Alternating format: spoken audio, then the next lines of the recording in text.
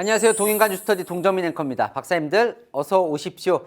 자, 윤석열 대통령 탄핵 관련된 헌법재판소 심판이 이제 시작이 됩니다. 양쪽이 이제 서서히 라인업들을 꾸리고 있습니다. 자, 국회에서 탄핵 소추단이 마련이 됐습니다. 총 11명의 의원, 잠시 후에 조금 더 살펴보도록 하고요. 자, 윤석열 대통령 결국 탄핵이 될 것이냐 여부를 결정하는데 박근혜 전 대통령 때는 만장일치로 탄핵이 됐습니다.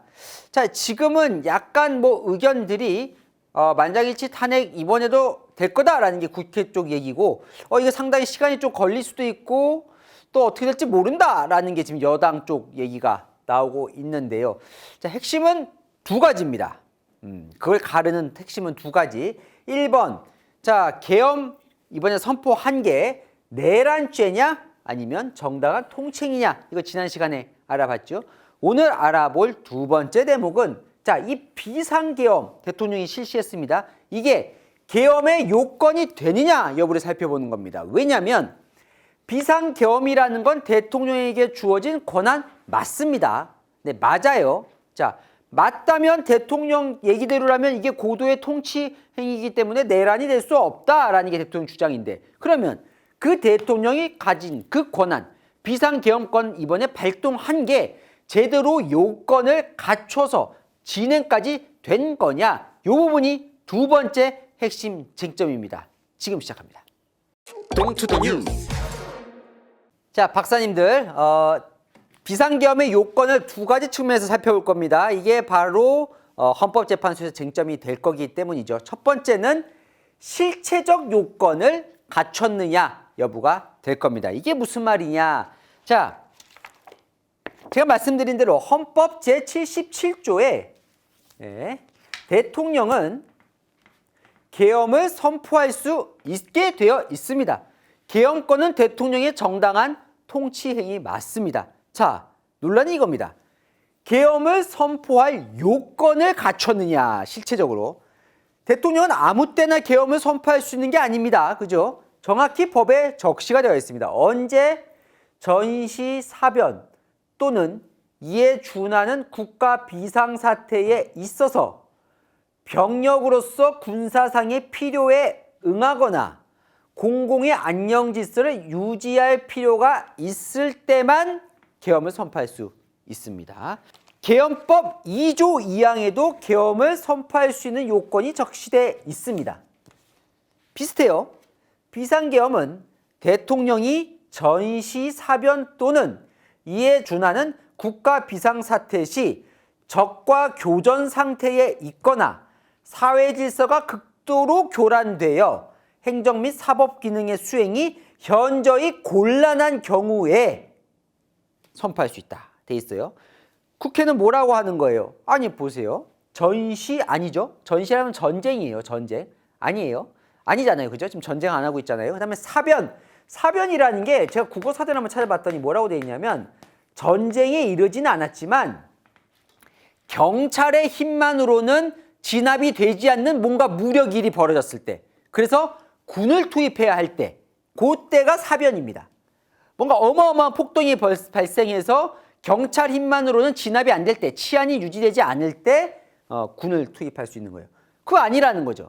아니, 그날 너무나 평온한 밤 아니었냐는 겁니다. 무슨 무장은커녕 비무장 교전 시위조차 제대로 없었던 그날 밤에 갑자기 대통령이 계엄을 선포했으니까 이거는 계엄에 해당이 안 된다는 거죠. 그럼 공공의 안녕 질서를 유지할 필요도 없었고 극도로 교란되는 상황도 없었다는 거예요. 그런데 대통령이 갑자기 밤 10시 27분에 계엄을 선포했다는 거예요. 대통령 탄핵 소추안에 국회에서는 이렇게 적시해 놓고 있습니다. 이게 그대로 제가 옮겨온 거예요.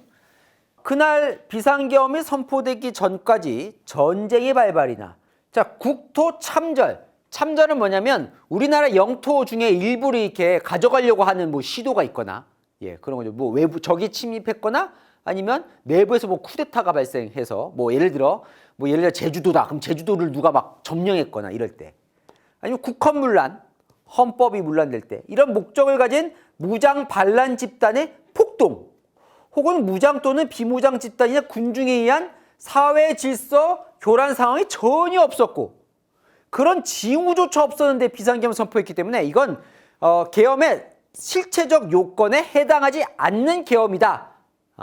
자, 이렇게 주장을 하는 겁니다. 대통령이 거기에 대해서 반박을 한 거죠. 대국민 담화에서 뭐라고 얘기를 했습니까? 이것이 국정마비요 국가위기 상황이 아니라면 무엇이란 말입니까? 라고 얘기를 합니다. 대통령 퇴진 탄핵 집회가 178회나 진행되고 있고 그러니까 그날 밤만 보면 안 된다는 거예요. 대통령은 그날 밤 상황이 중요한 게 아니라 지금 벌어지고 있는 국가 상황이 정부 공직자 탄핵을 남발하면서 국정이 마비되고 자신들의 비리를 덮기 위해 이 대통령 표현입니다. 위헌적인 특검법을 27번이나 발의해서 정치 선동을 하고 간첩법 수정도 반대하고 민노총은 간첩 사건에 동조하고 야당이 그리고 국가 예산은 다 깎고 마약 조폭 수사 원전 R&D에서 다 삭감하고 이게 국정마비요 국가위기가 아니면 무엇이 국정마비냐는 거냐 이겁니다. 자, 이 얘기를 왜 하는 거예요? 이 계엄법이나 헌법에 해당하는 계엄의 요건에 이번 계엄이 포함이 된다는 얘기를 하고 싶은 겁니다. 대통령은. 지금 대한민국은 거대 야당의 의회 독재나 폭거로 국정이 마비되고 사회 질서가 교란되어 행정과 사법의 정상적인 수행이 불가능한 상황이다. 이거 어디서 많이 들어본 것 같죠? 고스란히 여기 적혀 있잖아요. 사회 질서가 극도로 교란되어 행정 및 사법 기능의 수행이 곤란한 경우에 해당이 된다는 겁니다. 자, 그러자 또 국회에서는 이렇게 반박을 합니다. 그건 아닌 것 같은데 그렇더라도 자, 요건이 있다는 구체적인 요건. 뭐? 여기 보면 뭐라고 되어 있습니까? 병력으로서 군사상의 필요에 응하거나 라고 되어 있죠. 헌법 77조에. 병력을 사용하지 않으면 비상사태를 극복할 수 없는 경우에 한해서만 계엄을 선포할 수 있다는 거예요. 조금 더 좁혀서 얘기하면 경찰 투입 정도로 진압이 될 정도면 그 정도 폭동은 해당이 안 된다는 거예요. 반드시 병력으로서 응해야만 했던 어떠한 상황도 없었기 때문에 이거는 계엄에 해당할 수 없는 거다라고 얘기를 합니다. 그러면서 국회에서 뭐라 그러냐면 탄핵소추안에 이렇게 적혀 있습니다. 대통령이 스스로 그걸 인정했다는 거예요. 뭔 내용? 바로 이 내용입니다. 대통령 담화에 뭐라고 했어요? 계엄령을 발동한 목적은 국민에게 거대 야당의 반국가적 패악을 알려서 이를 멈추도록 경고하려고 했다고 되어 있어요. 경고성 계엄이라고 했어요. 국회에서는 뭐라고 보는 거예요? 경고하려고 계엄해서는 안 된다는 거예요. 계엄이라는 거는 이 정도로 나라가 막 발칵 뒤집히고 막 이런 마비 상태에만 계엄을 할 수 있지 단지 야당에게 경고하려고 하는 계엄을 할 수는 없다는 겁니다. 왜냐하면 계엄은 극도로 제한된 상태에서 국민의 기본권을 제한하잖아요. 포고령 보면 영장 없이도 바로 체포할 수 있는 게 계엄 포고령이잖아요. 그 정도로 국민의 기본권을 제한하려면 경고하려고 그런 걸 할 수는 없다는 거예요. 나라가 뒤집혀야 한다는 거지. 이 부분은 대통령이 풀어야 할 숙제이기도 합니다. 그럼 왜 경고란 얘기를 했느냐? 자, 대통령은 지금 무엇을 막아야 하죠? 내란죄가 적용되지 않도록 지금 대통령은 막아야 됩니다. 본인에게. 자, 이 내란죄의 핵심 제가 어제 전해드렸는데 내란죄 핵심은 뭐예요? 국회에 왜 군을 투입했냐는 거잖아요. 그죠? 국회에 왜 군을 투입했느냐?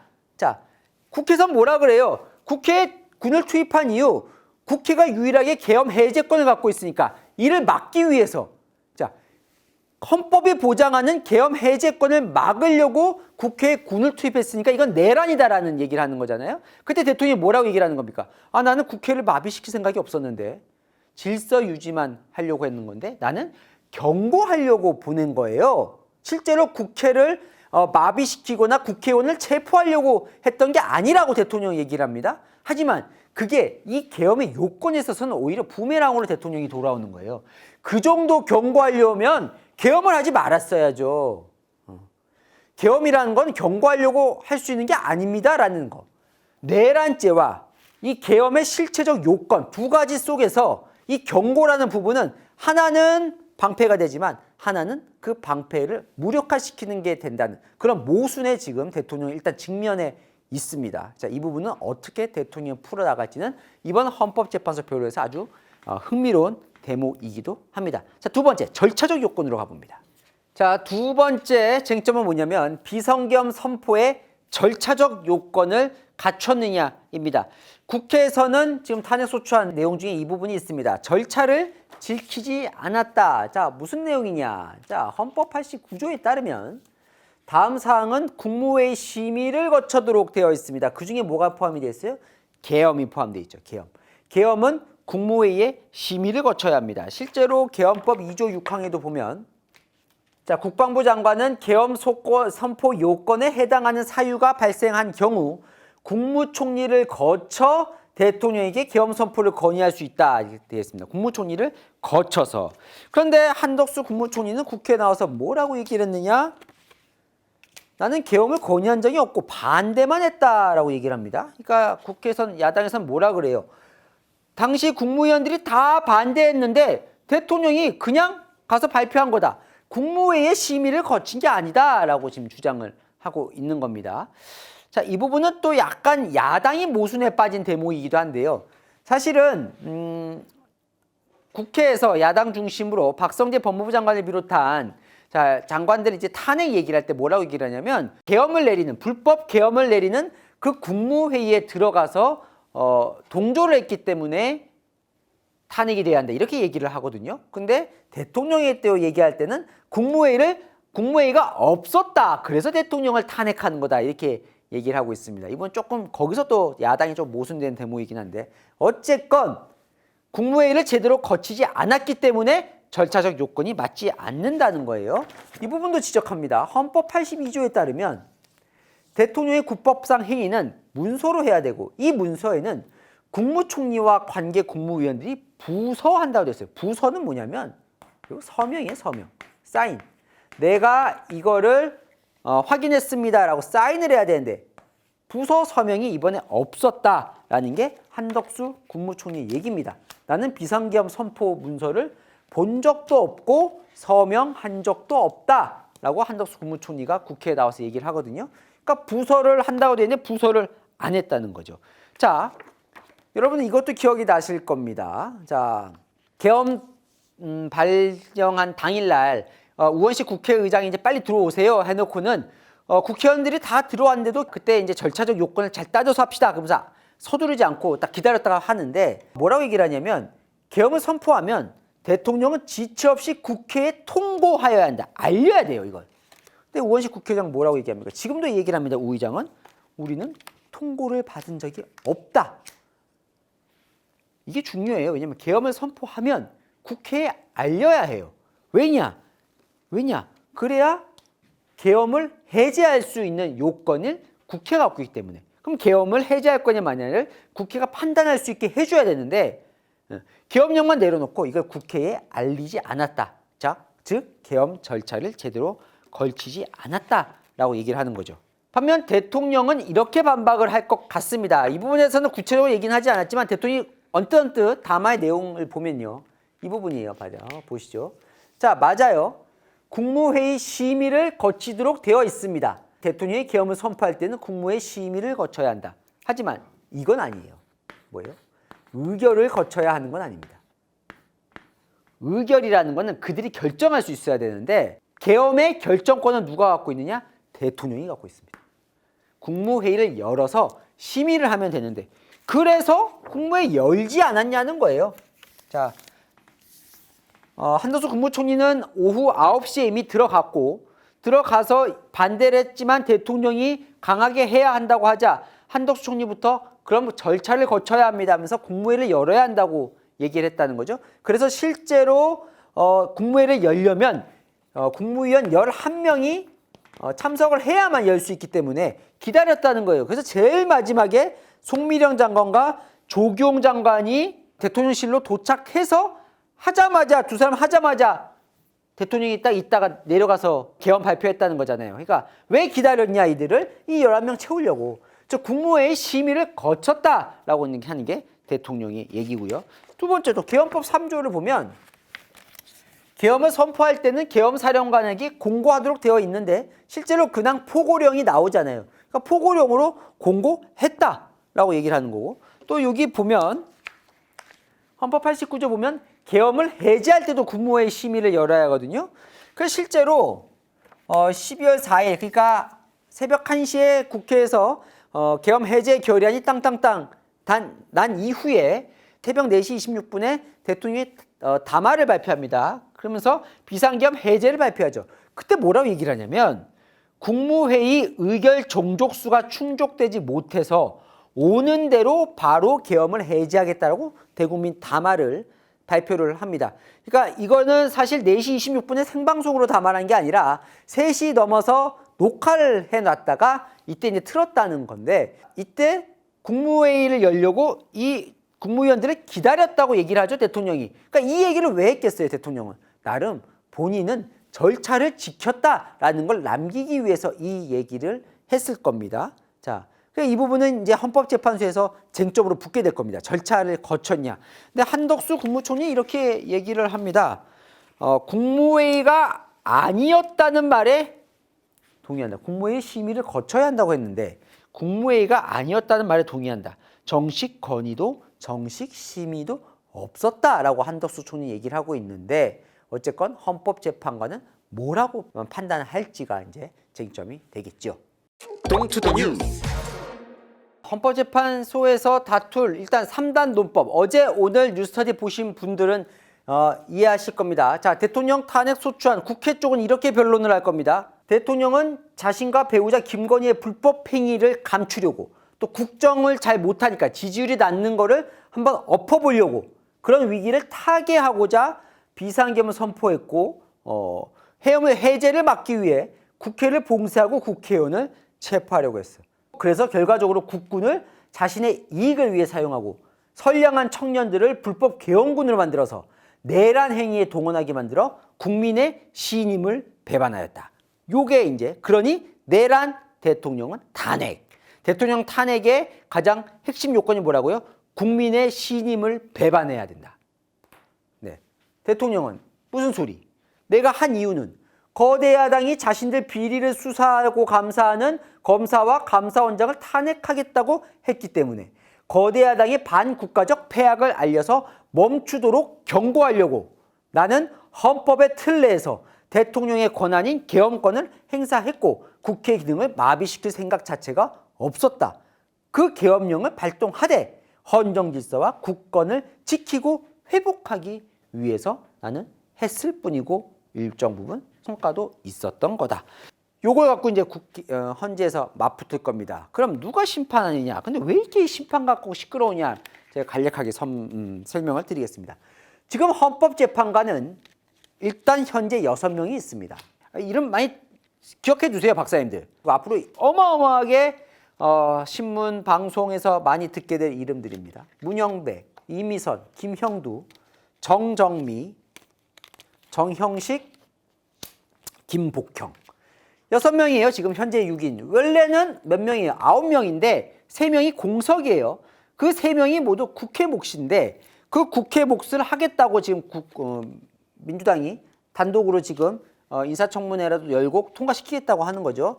정계선, 마은혁, 조한창, 요 3명의 후보를 지금 내놨습니다. 원래 합쳐지면 이제 9인이 되는 거예요.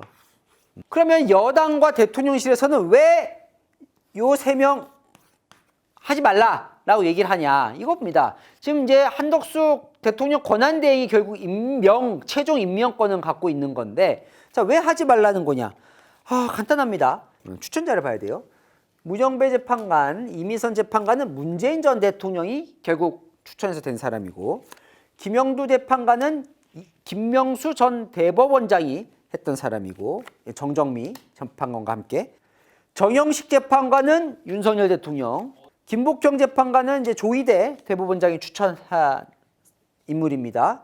자, 일단 왜 여당과 대통령실에서는 6명으로 하자라고 얘기를 하는 거냐면, 실제로 헌법재판소에 인용이 되려면 6인 이상의 찬성이 필요해요. 왜냐면 9명이기 때문에. 6인 이상이 찬성해야 탄핵이 되는데, 자, 지금 6명밖에 없잖아요. 그럼 무슨 말이에요? 이 중에서 한 명만 난 반대해도 기각이에요. 근데 지금 이제 대통령 몫이 한 명 있잖아요. 정영식 재판관. 여기에 이제 희망을 걸어 보는 겁니다. 자, 근데 민주당이랑에서는 뭐라 그래요? 아니 무슨 소리? 국회 몫은 해줘야지. 지금 임기가 끝나서 공석이거든요. 근데 여기 보면 정계선 마은혁 후보는 민주당 추천이고 조한창 후보는 국민의힘 추천인데 어쨌건 야당 입장에서는 9명으로 늘어나게 되면 이 중에서 3명이 반대, 기각 쪽을 찍더라도 6인 이상의 찬성이 나오는 거잖아요. 그럼 가결되는 거예요. 그럼 예를 들어 정영식 재판관이 만약에 반대하고 국민의힘 후보가 이 재판관이 반대하더라도 나머지가 찬성한다면 갈 수 있다. 이렇게 보는 겁니다. 근데 사실은 이제 또 헌법재판소 잘 아는 사람은 이런 거 별로 중요하지 않다. 헌법재판관은 누가 추천했든 그래도 어느 정도 상식과 법리에 따라서 판단하기 때문에 별로 중요하지 않은 거하고 정치권이 싸우고 있다고 하지만 어쨌건 양쪽 다 지금 사활을 걸고 붙어 있기 때문에 이 부분에 예민한 겁니다. 네. 그러니까 지금 어떻게 됐어요? 국회 몫은 국회가 추천해서 의결까지 거쳐요, 국회가. 그러고 나서 사실은 대통령, 근데 또 하나의 변수는 대통령이 임명하도록 돼 있거든요. 근데 지금 대통령이 없잖아요. 그럼 그 대통령 지금 누가 권한대행하고 있어요? 한덕수. 그러니까 한덕수 권한대행이 이걸 임명할 수 있냐 없냐 갖고 싸우는 거예요. 야당에서는 국회 몫은 그냥 사인만 하면 되니까 그냥 하면 된다는 거고 여당은 안 되는데 이건 대통령의 권한대행은 소극적으로 권한을 써야지 하면서 안 된다고 얘기를 하는 거예요. 근데 두 번째 변수가 있습니다. 일단 요게 변수가 하나 있고 자, 두 번째 변수는 2025년 내년 4월 18일 이게 뭐냐면 이 두 사람의 임기가 끝나요. 이 두 사람 임기가 끝나요. 예. 그러면 새로운 두 사람이 오겠죠. 실루엣. 예. 근데 이건 누구 몫이냐? 대통령 몫이에요. 그러면 문재인 전 대통령이 임명한 두 사람이 가면 그 나머지 대통령 몫은 사실은 윤석열 대통령이 추천해야 되는 거예요. 근데 윤석열 대통령은 지금 직무정지니까 사실은 이제 한덕수 권한대행이 또 추천해야 되는 거죠. 민주당은 이렇게 되면 완전히 이제 안 되니까 내년 4월 18일 전에는 끝내달라. 늦어도. 근데 민주당에서는 뭐 한 2년, 내년 2월 정도에는 끝날 거다라고 얘기들, 이사버리면 끝날 거다라고 얘기는 많이 하지만 어쨌건 아무리 길어져도 4월 18일 전에는 끝내야 된다는 거고 대통령실의 전략은 어떻게든 4월 18일까지 끌어보겠다는 겁니다. 그래서 뭐 생중계도 요청하고 또 대통령도 직접 나가서 변론하고 뭘 해서라도 4월 18일까지 끌어서 이 두 명이 퇴임할 때까지 그 이후까지 끌어보겠다. 이게 대통령실의 전략으로 보입니다. 예민하죠?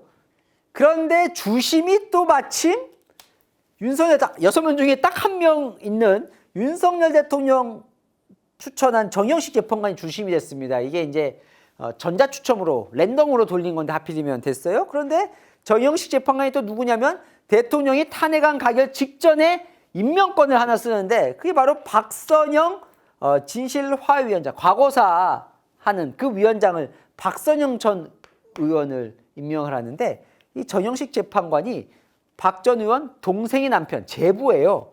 그러다 보니까 민주당이 박 위원장 임명했을 때 탄핵을 막기 위한, 방탄하기 위한 사전 뇌물 아니냐 이렇게 많이 비판도 했었는데 어쨌건 정영식 재판관이 또 주심을 맡게 됐습니다. 자, 그러면 여기에 이제 이 헌법재판소 재판에서 검사 역할을 할 국회 탄핵소추단의 소추위원이 정해졌습니다. 11명이에요. 지금 국회는 빨라요. 빨리 해야 돼요. 헌법재판소 재판은 빨리 끝내야 빨리 다음 대상으로 민주당은 갈 수 있으니까 속도를 엄청나게 내면서 박근혜 전 대통령 탄핵 때보다 빠른 속도로 지금 국회에서 탄핵소추단을 꾸리고 있습니다. 자, 단장인 정청래. 왜냐하면 법사위원장이 국회를 대표해서 하게 되거든요. 그러니까 박근혜 전 대통령 때는 권성동 당시 법사위원장이 탄핵소추 단장을 맡았었습니다. 그리고 간사에는 판사 출신 최기상 의원, 박범계. 여기는 박근혜 전 대통령 탄핵 때도 이 두 사람 박근혜 전 대통령 탄핵 때도 탄핵소추단이 있었기 때문에 그 경험을 살려서 들어갔다고 하고 이성윤, 박준택, 김기표. 여기는 이제 이재명 대표 쪽 변호인도 지냈던 사람이고 여기는 윤석열 대통령과 검찰총장 서울중앙지검장으로 맞섰던 인물이죠.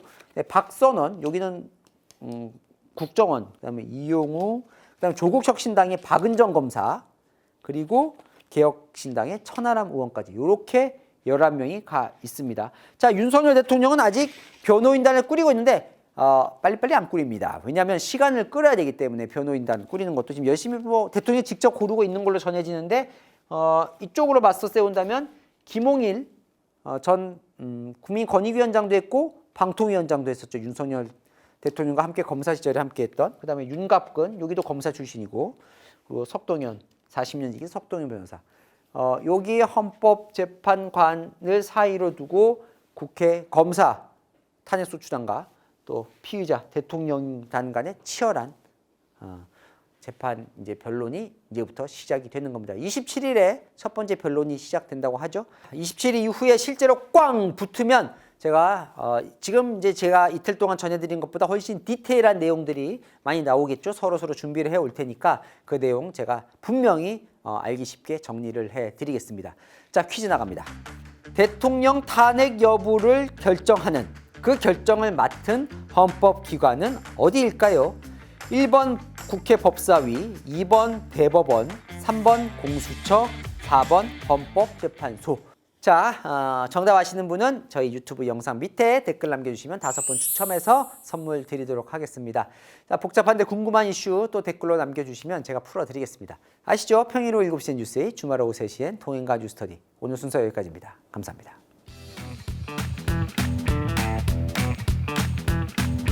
박사님들 어서 오십시오. 자, 230회 퀴즈 정답 나갑니다. 경기도 법인카드와 예산 유용으로 이재명 대표와 함께 기소되지 않은 인물. 요 3명 중에 2명은 기소가 됐고 1명이 안 됐는데 두구두구두구 정답은요 1번이에요. 1번. 이거 은근히 많이 틀리셨습니다. 사실 좀 어렵기도 했어요. 그러니까 특히 뉴스터디를 안 보시거나 초반 부분 이렇게 샥 넘어가신 분은 틀리셨을 수도 있을 것 같아요. 자, 1번 배우자 김혜경 씨는 공무원이 아니기 때문에 법인카드의 책임을 직접 물을 수 없어서 이 부분에서 빠졌죠. 자, 옥광명님 맞춰주셨습니다. 맞추시면서 이런 소회를 적어주셨네요. 혜택을 제일 많이 본 사람이 이분 아니신가? 법 적용하는 게 좀 웃기다라고 얘기를 해주셨고요. 자, 두 번째 전종문님이실 것 같아요. JONGMOONCHUN님. 공무원이 아니라서 배임죄에 해당이 없다. 이거 정확히 알고 답을 써주셨습니다. 자, 다만 민사상 부당이득 취득에 대한 변상 대상이다. 요거는 생각을 못한 대목인데 한번 호기심이 가네요. 실제로 부당으로 이득했으니까 만약에 경기도에서 돌려달라고 했을 때 돌려줘야 할까요? 네. 점점 박사님들 점점 똑똑해지시는 것 같아요. 예. 자, 세 번째 김정혜님 맞춰주셨고요. 깨끗하게 공직에 임하시는 분들에게 이 일이 청명하게 밝혀져서 힘이 되었으면 좋겠다고 말씀 주셨고, 네 번째 손낙TV님 매번 시청할 때마다 설명에 감동을 느끼는 사람 중에 한 사람입니다. 제가 알아들을 수 있으면 모든 국민이 알아들을 수 있을 겁니다. 겸손까지 하십니다. 우리 박사님들은 참 정말 감사합니다. 그다음에 마지막 두구두구 여재열님 네 설명을 잘해주셔서 감사합니다. 자주자주 시청하고 있고 크리스마스 선물 받고 싶습니다. 어느새 1년이 다 가고 크리스마스가 이제 다가옵니다. 메리 크리스마스, 미리 메리 크리스마스 할까요? 다음 주니까요. 네, 크리스마스 선물 뭐 크진 않지만 작은나마 좀 기쁨이 되셨으면 좋겠네요. 정답자분들은 채널A 뉴스 유튜브 채널에 들어가셔서 커뮤니티 누르시면요. 정답자 그리고 어떻게 선물 받으시는지 나와 있으니까요. 그냥 넘어가지 마시고 꼭 선물 받아가시기 바랍니다. 오늘 순서 여기까지입니다. 박사님들 다음 시간에 뵙겠습니다.